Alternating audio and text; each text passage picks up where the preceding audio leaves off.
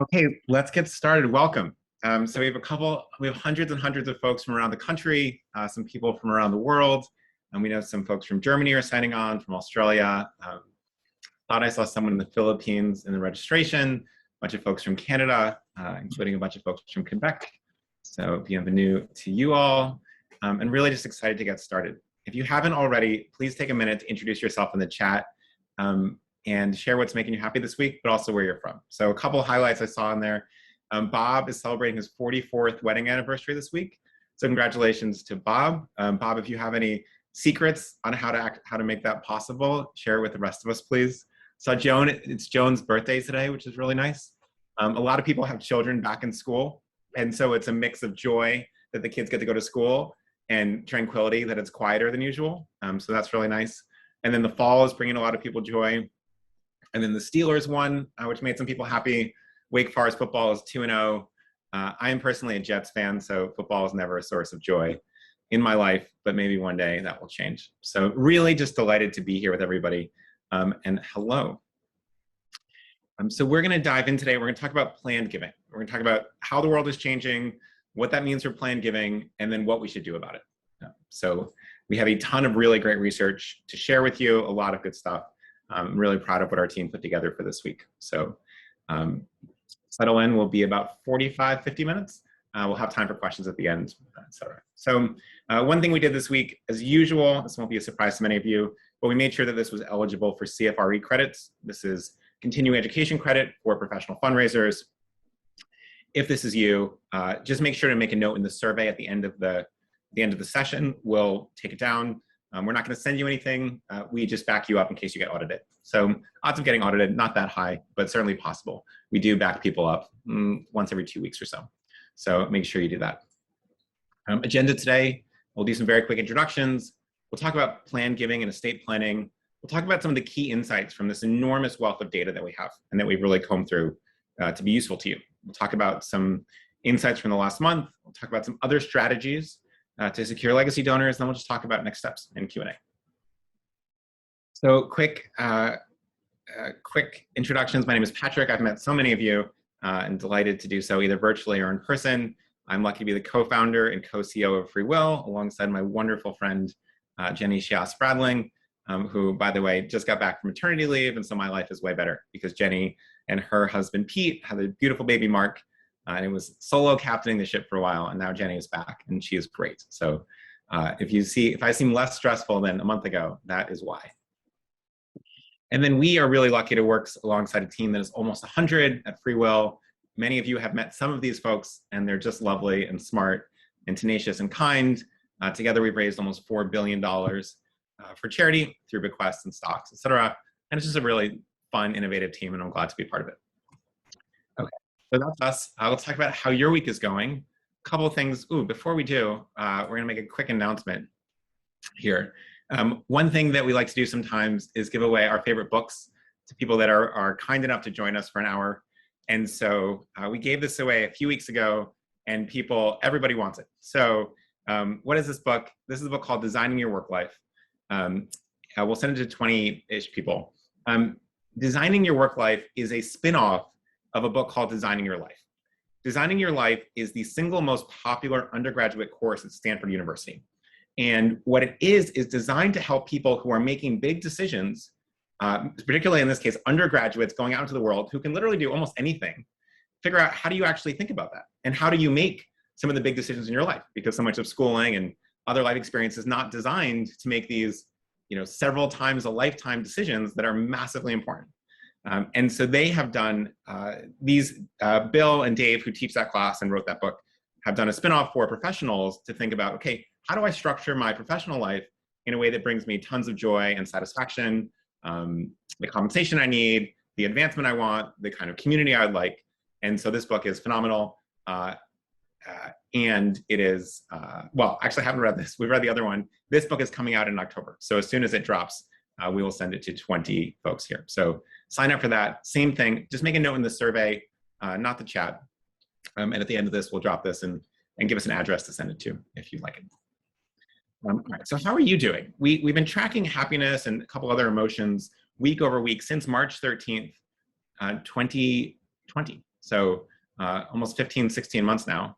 And you can see this blue line is happiness. And it took a long time for happiness to go over anxiety, and that's been true for most of this year. After a really sharp dip 2 weeks ago, the end of August, you can see it sharply back up, which is really good. Anxiety is down a little bit. And I think that people are really finding community. The sort of bottom line, this green at the bottom, is around loneliness, and you can see it just trending downward over time, which is a really positive sign. And so my sense is that a lot of you have done that for each other, which is really good to see. One small note here that we should note is we asked people how confident they are about hitting their goals this year, and it's starting to trend downward a little bit. So there's some concern here. You can see those fives week over week going down just a little bit. So it's 3.7 average. It's down from 3.8 last week, or last time, 3.9 the time before, and it's just shifting a little bit. So I just wanted to note this a little bit, that there's a little bit slipping in confidence around hitting goals this year, and hopefully some of these tactics and tips will help you feel more confident around this. All right, so that's a little bit about you and how everyone's feeling right now. Let's dive into planned giving and estate planning, which are inextricably linked, and we'll talk about this. So why are we talking about this? Right? Just to set the stage a little bit, we think that there are 4 dominant trends affecting philanthropy right now and affecting philanthropy over the next 10 years. What are they? The first one is a massive shift online for all giving, including planned and major giving, which trailed a little bit annual giving. But the pandemic really sped this up, and this was happening anyway. So there's a massive shift in the amount of major gifts, even planned gifts, that are happening online compared to 2-3 years ago. 2, the explosion of donor-advised funds. We've covered this in other sessions. I won't dive into it now, but this is one of the dominant stories in nonprofit giving right now. 3 is a rapid trend towards non-cash giving. People are moving away from giving cash into giving things like stocks, QCDs, donor-advised funds, et cetera. So a lot of this shift is happening, and you can see this actually probably at your own organization, but also your peers are seeing it as well. And then the 4th one that we'll really dive in today is what we call the coming great wealth transfer and the preeminence of planned giving over the next 10, 15 years. So that's why we're diving into this today. But before we get into it, we just want to name that this is one of the 4 most important things happening in the nonprofit fundraising world right now. These, by the way, aren't in any priority order. So we asked you how you feel about planned giving in 2021, and there's a lot of momentum here. People say things like hope, optimistic, excited, eager, new, giving, opportunity, curious, and then also some words like anxious, nervous, unsure, confused, overwhelmed, frustrated. And so you see these sort of dualisms coming into play about where we think this is a big opportunity, don't always know how to make the most of it. So we'll dive in now and hopefully make this a little bit more clear. We've also asked, has your organization seen a change in planned gifts this year? And the answer is largely yes. So 34% saw an increase, 48% said no change, 16% doesn't know, so we'll sort of skip those folks, and then a relatively small percentage saw a decrease. So what you can see is planned giving is really on the rise overall, and that's exciting to see. You know this, so feel free to zone out for 30 seconds if you're an expert here, but just so we're all on the same page of definitions. Planned gifts are dollars committed to a nonprofit today, but given out at a later date. The most common is what's called a charitable bequest. This is a gift in a donor's last will or trust. In 2020, bequests made up 9% of all charitable contributions. So much more than corporate giving, about 2/3 of all foundation giving. It's really, really sizable. We're talking about $40 billion a year. Why is this even more important than it's ever been? Well, an estimated $68 trillion is going to be passed on from wealthy older generations over the next 25 years. This will be from 45 million US households. Nonprofits that get in these donors' wills or their trusts now will be much more successful over the long term. Where's that money going? We're looking at about $70 trillion over the next 30 years, or 24 years in this case. This is from the US Census Bureau, Federal Reserve, a bunch of other stats. If you skip the idea of nonprofits, about 8 trillion of that will go to other baby boomers, 31 trillion will go to Gen X, and 22 trillion will go to millennials.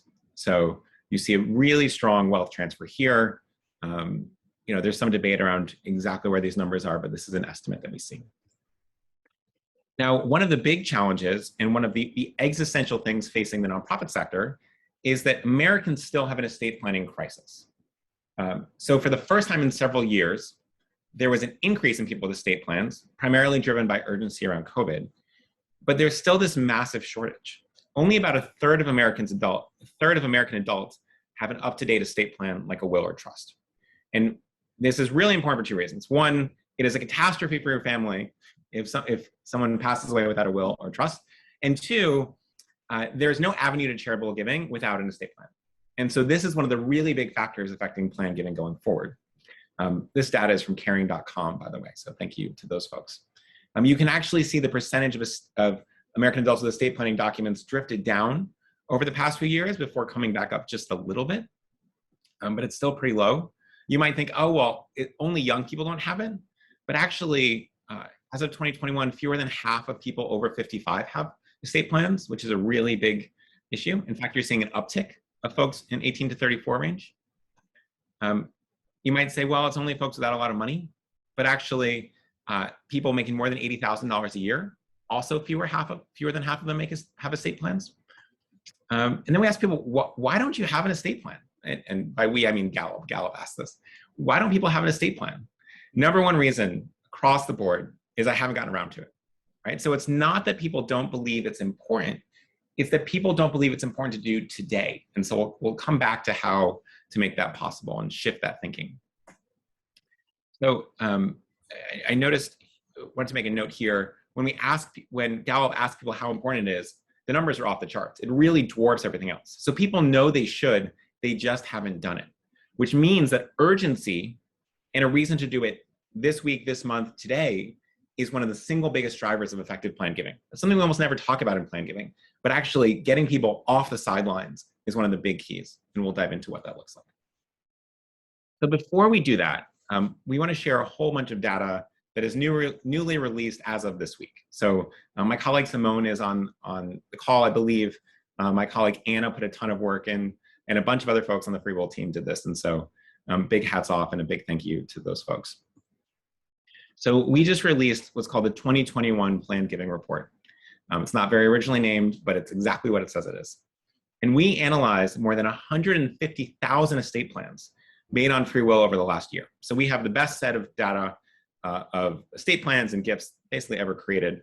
And in this time, will makers committed more than $1.5 billion to charity. So we're looking at about $1.5 billion.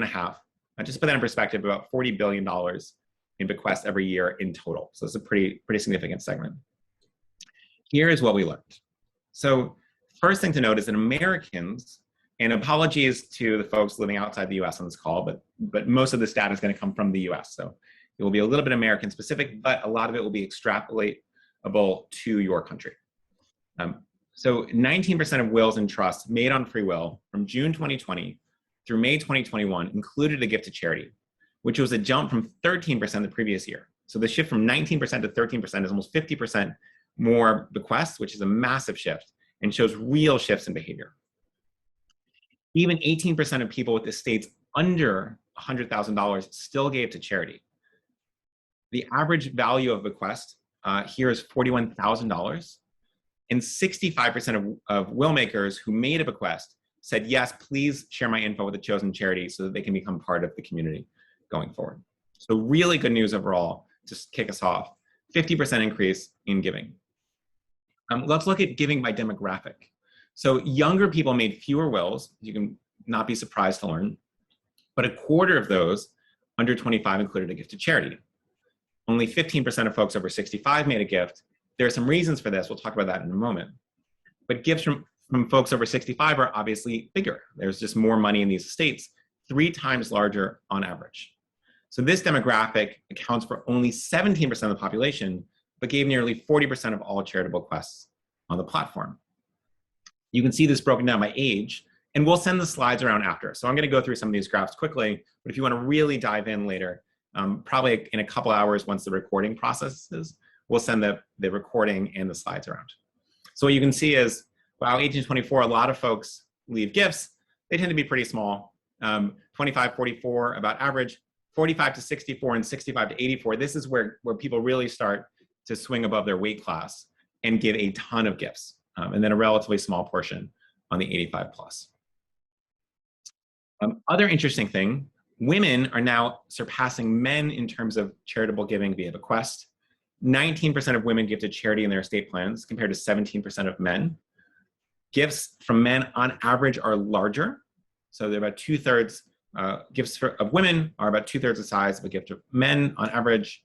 However, women made nearly 60% of estate plans, and so many women give that they now give a greater share of all bequest dollars than men. This is the first year that we've seen this happen. So this is sort of the beginning of what we expect to be a very long-term shift. But this year is the pivot point where giving from women crossed giving from men for the first time. And what you can see this in the breakdown, 45% of all dollars came from men, 54% from women. Women a little bit more likely to make bequests, way more likely to make estate plans. Folks who identify as non-binary have the highest giving, but this is a very small number in our sample set, so it's not that statistically significant. Insight number 4, people with fewer family attachments are much more likely to give. So people without immediate family are twice as likely to make a gift in their estate as those with a spouse or a child. They created only 17% of estate plans, but gave half of all dollars. Being a parent had a greater impact than being married on whether a person includes a gift. So another way to say this is the folks without children are going to be by far the best plan giving prospects. The people without children and who are unmarried are even greater than that. And so that if you think about your 50 board members and 5 of them or 6 of them fit this category, go talk to those people first. Here's what this looks like here. You can see the share of all bequest dollars committed, single without children, massive, single without children, 30% of all those folks included charitable bequest, and these gifts tend to be much larger, right? So this is, if you only take away one thing from this whole session, this is the area of focus should be this. Insight 5, this is always fascinating to us. Pet owners are more generous than non-pet owners. So will makers that included pets in their estate plans were 70% more likely to make a legacy gift. However, their gifts were about 9% smaller on average, but they tend to give a lot more. We actually don't know why this is. So if you have a theory as to why pet owners make more planned gifts to charities than non-pet owners, please share it in the chat. We don't have data on why, we just can tell you that it's true. So if you have a theory, would love to share it, love to hear it, and see what other people think. You can tell, by the way, when people answer this, who has a pet and who doesn't. People say things like, pet owners are just better people or more empathic, and that's usually pet owners talking. Insight 6, this is probably the second most important thing after our piece on single unmarried. Contingent gifts come from unlikely prospects. So there are 2 real types of planned gifts, obviously many more, but when we think about bequests, primary beneficiaries, this means, hey, I wrote my will, 10% of it goes to Georgetown University, which is my undergraduate alma mater. Whatever happens, they get 10%. Contingent bequests, say I leave everything to my friend Kevin. If Kevin predeceases me, it goes to Georgetown. So these gifts are less predictable. The organization is second in line, or in some cases even third in line to get a gift. But let's talk more about why these are so massively important. So 9% of will makers who don't make a primary gift still leave a contingent gift. Now remember, only 19% of people are leaving gifts overall. And so this is an increase of basically 50% more gifts when you think about contingent gifts. But why does this really matter? These gifts are enormous. Before I even reveal this, does anyone want to take a guess as to the average size of a contingent bequest, meaning a gift that says, if my spouse predeceases me, or if my friend predeceases me, then all this money goes to the Red Cross or the animal shelter or my church, whatever. So just use the chat. We're gonna use a cash amount. So some of you have, don't guess percentages. So 50K, 25K, 200K, 2 million, some big guesses here. I thought I saw somebody who was very close. So I think I'm gonna say your name correctly, hopefully. Cassandra said 1 million.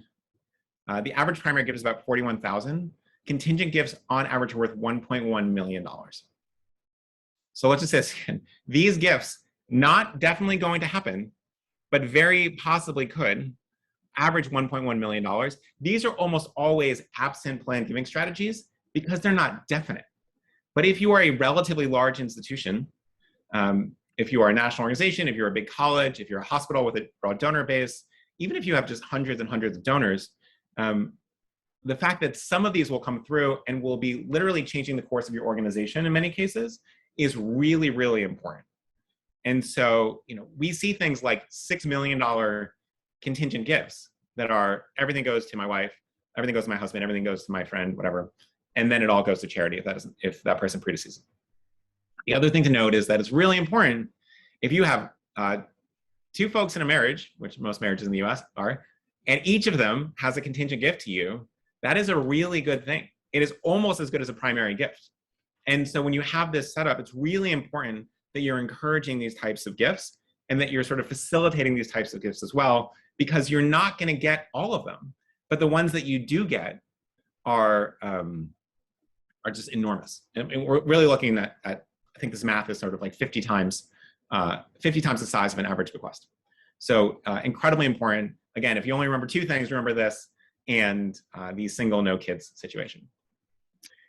These gifts mostly come from folks who are unlikely to make a primary gift. Married people, more likely to have a contingent gift than single people. You can sort of understand why. Everything goes to the spouse and then. Men are more likely to do this than women. So in contrast to the other type of giving, thought that might be interesting to see. And then people who are 85 are more likely to do so as well. And so this is all really, really important.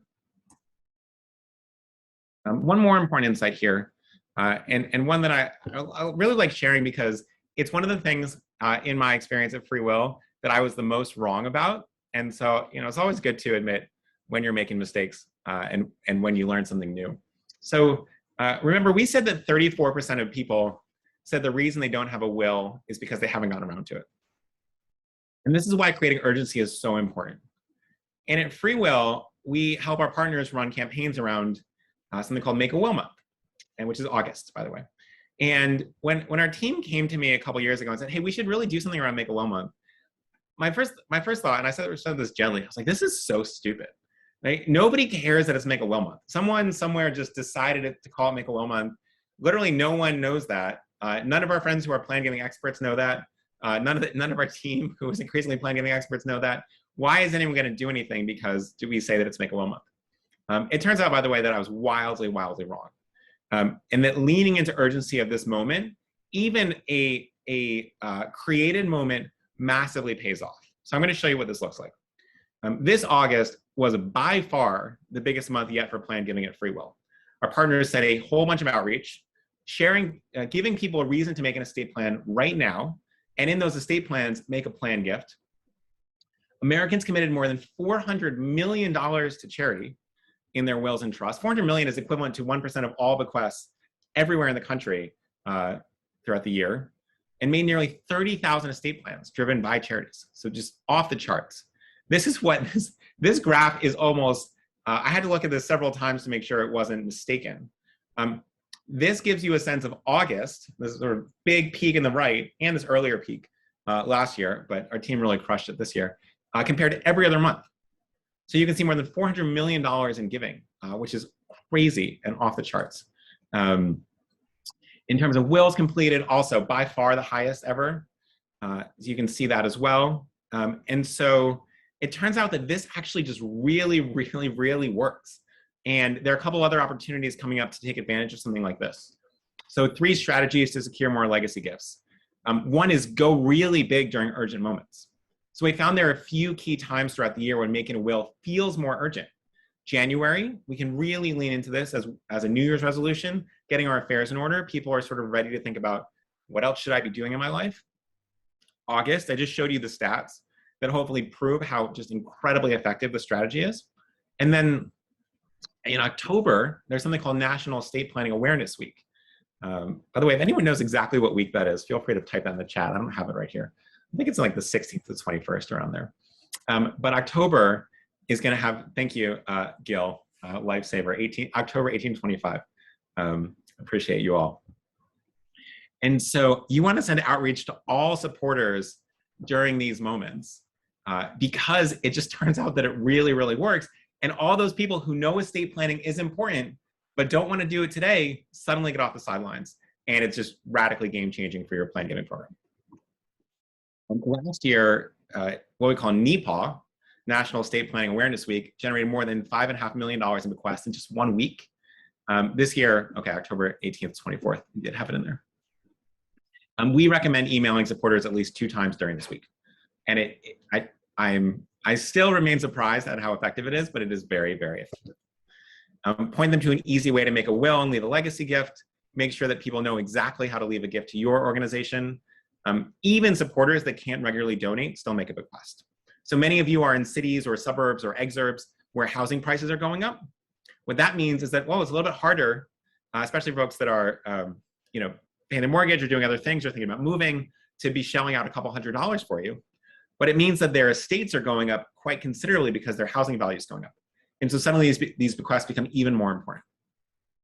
A common myth with bequests is that they'll come only from wealthy, loyal donors.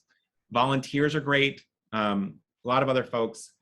There are a lot of people who are savers, especially in the silent generation, who just don't really like, letting go of money. And these folks actually, by definition, are the best at saving money and end up leaving really large bequests as well. So they need a reason, an easy way to make these gifts. Here's some sample language. Dear Anne, this week is National Estate Planning Awareness Week, a moment when we are encouraged to plan ahead and protect our loved ones by creating an estate plan. In addition to protecting those you love, I want to share one powerful way you can support our organization in your plans that will cost you nothing by making a gift in your will. It's important for you to secure the work of our organization for years to come and allows you to create a legacy, etc. And so it's really this invitation that is not simply about, hey, give us money. Saying, this is a really important thing to do. It's important for your loved ones. It's important for the kind of impact you want to have. Here's an easy route to it. And that ends up being a really compelling thing that is extremely valuable to your supporters, including being really valuable to you. Strategy 2, remember that 2/3 of Americans don't have an up-to-date estate plan. And many folks, even that have one, still want to make some changes. Sometimes people assume it's difficult or expensive. This isn't something that people talk about at dinner parties, so they don't know someone that's done it lately. They might not think they need one because they're less wealthy. Most people are surprised at the assets they have.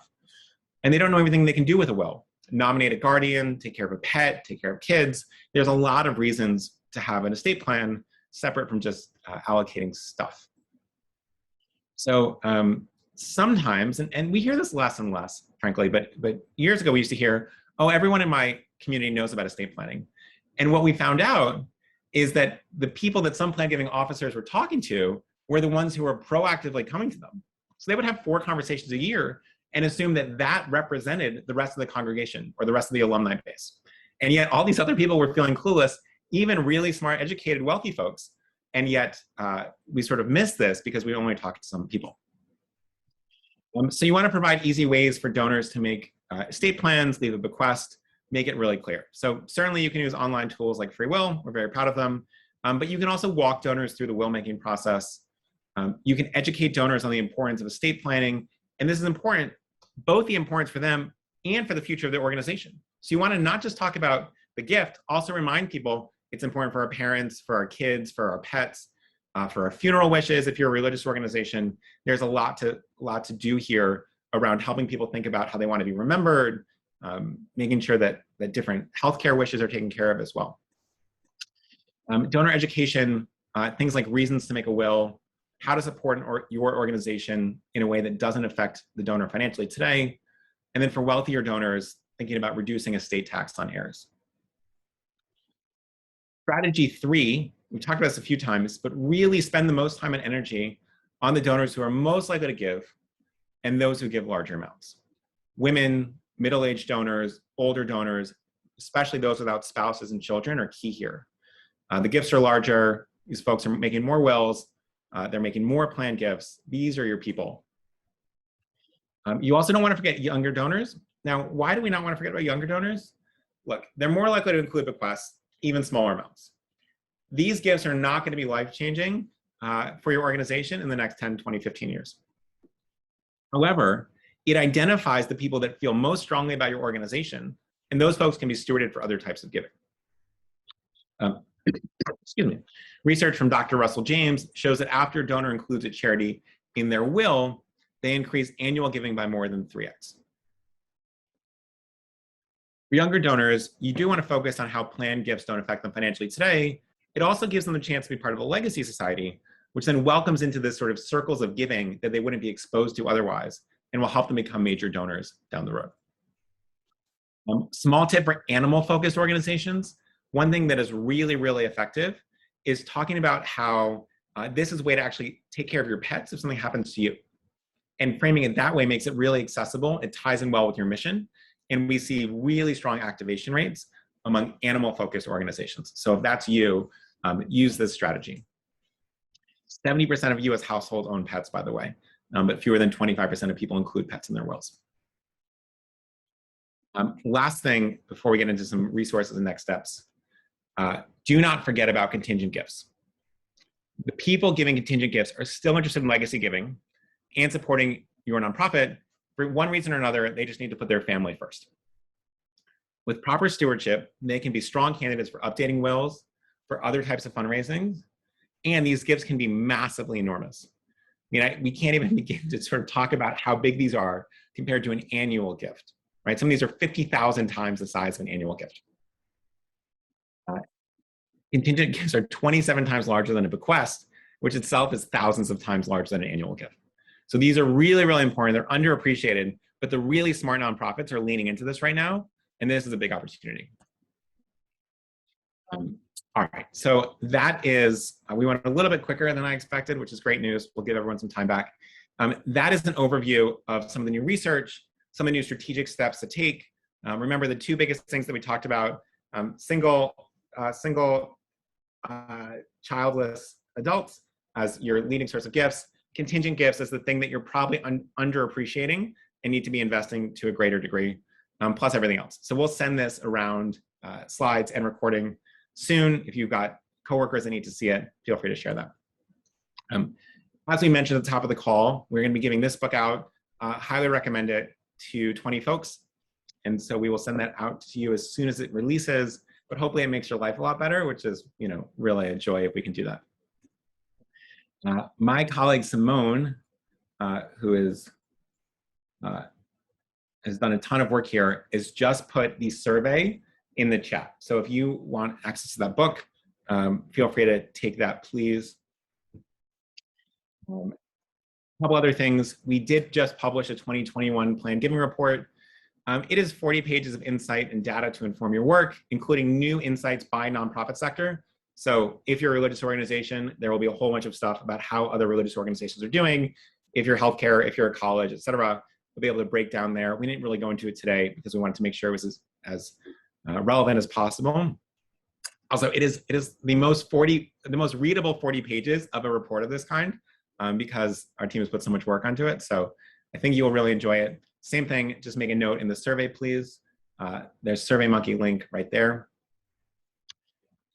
And then on Thursday in 9 days, not in 2 days, my colleagues Cassie and Alyssa, who are wonderful, are going to be giving a what we call a group demo, short demonstration of how different nonprofits are using some of our planned and major giving tools to be successful.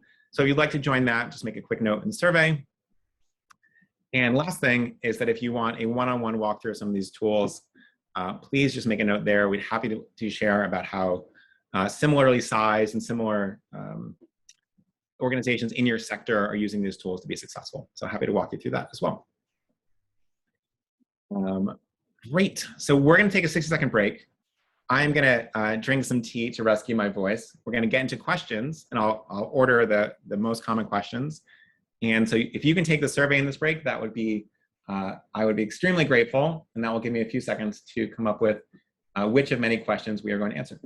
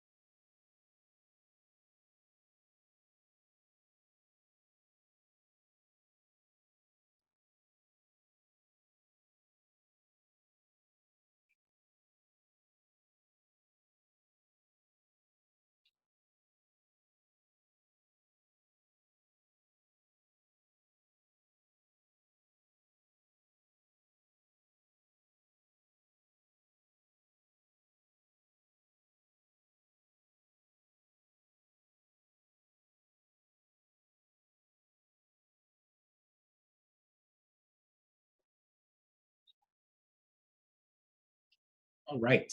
Um, let's dive in here. So we have some really good questions. We won't get to all of them, so pardon me if you don't get to them, but a few things here. Michelle says, my parents created a will, but they never signed it with witnesses.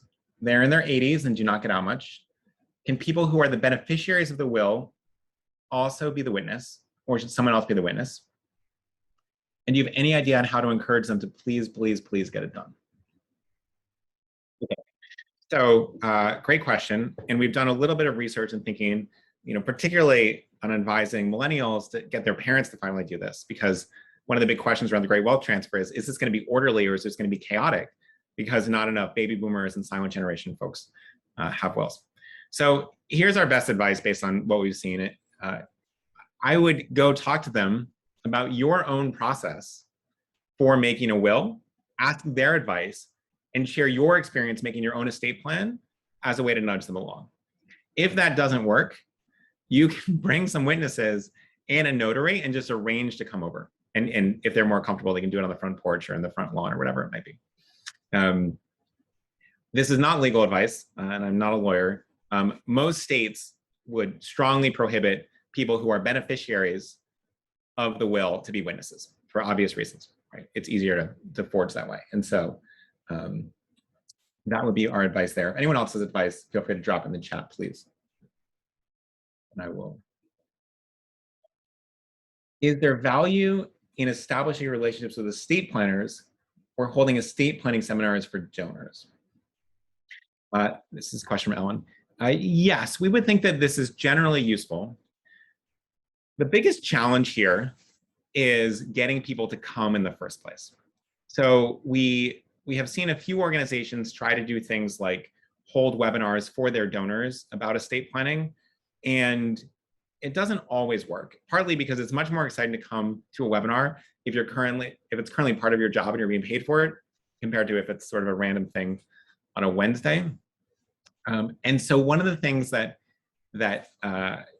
we would advise is estate planners, no offense, please, are inherently not super exciting marketers. Like, it's just not an area where you don't go into estate planning because you're really excellent at marketing.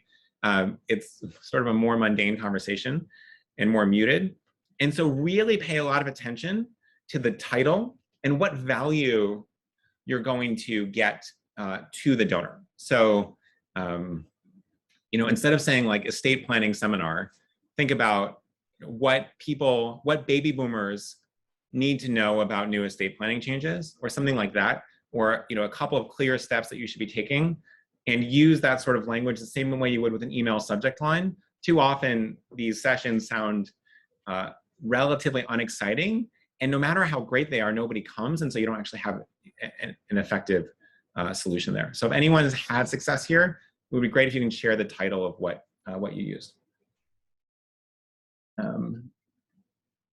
Can you share suggestions on how to position the importance of creating a will or trust with donors or prospects who are unmarried and have no children? So one option here is that that the state will decide where the money goes and where everything goes if they don't make a decision. So if you're married, in most states, it will go directly to your spouse if you don't have a plan. Otherwise, it goes to children, et cetera. There's different algorithms state by state, but it's extra important for folks without kids or a spouse to do that, to make sure they're directing it as well. And then other things like funeral wishes, et cetera, is really important to do. So we would stress the importance of making a will over the importance of gifts generally. Eileen asks, how do you cultivate a contingent gift? How do you invest? So one of the biggest challenges with contingent gifts is that most people don't know they're a thing, right? It's not something you talk about with your donors. It's not something that most folks just know about. It's not sort of logically apparent to people. And so you really need either tools like FreeWill, or some people hand out these PDF will planners, which are also okay, to really sort of help structure the decision so that people are actually, it's not that people don't want to make them, it's that they don't even know they exist. And so just providing some basic frameworks and tools to help structure the thinking around this, great. So, where does the gift go? If that gift, if that person predeceases me, where does it go? And make sure that people are answering this question, because it doesn't always come up otherwise. And it's mostly that the question itself is not asked, as opposed to that people are actively refusing to do so. A couple more questions. Are you advising independent schools to also focus on August as planned giving month? Seems January would be better. What do metrics convey? I obviously don't have independent schools metrics at my fingertips. One thing we've seen is that people just do this multiple times. And so that it's not an either or. It is almost certainly the case that doing it in August and in January will provide better results than doing it only in January. And as you can see, that August is off the charts across the board. And so we would recommend continuing both of those. Great question. Let's answer potentially one more.